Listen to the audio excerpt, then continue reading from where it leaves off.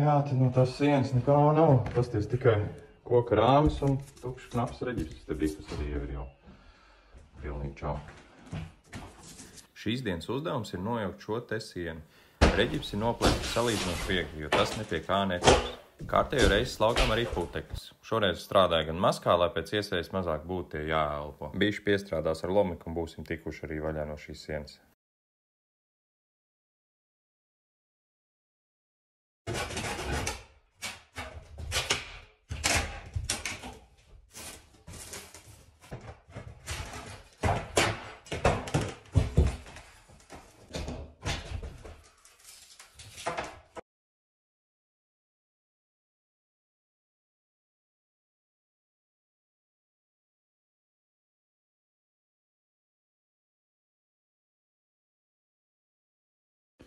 Ot viss.